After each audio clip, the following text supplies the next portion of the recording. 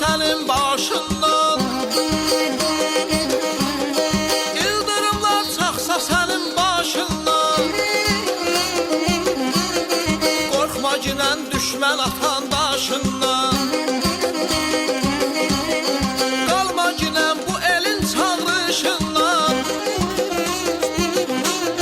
Vətən deyir sənə gəl əskər balam, vətən deyir sənə gəl əskər balam.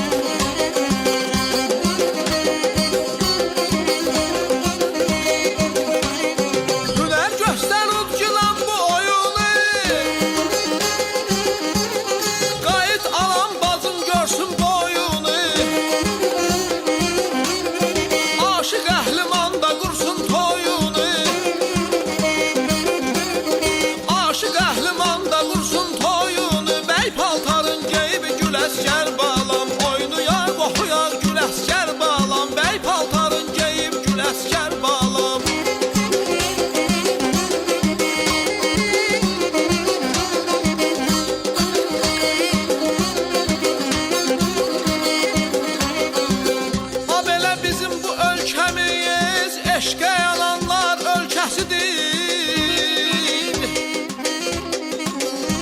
şeir ilə, sənət ilə odlananlar ölkəsidir.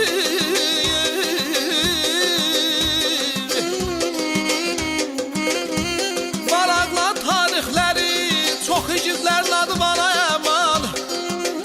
Səbəb budur ki, bura qəhrəmanlar ölkəsidir.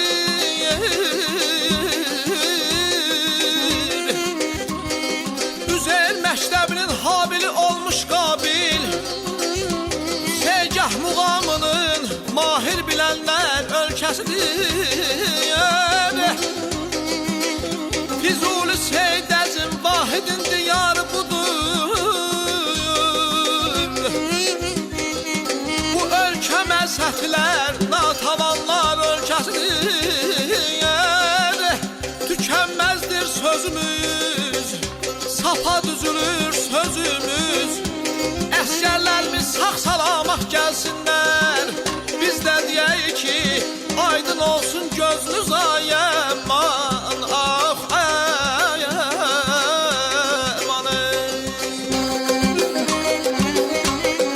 aşıq əhliman da qursun toyunu,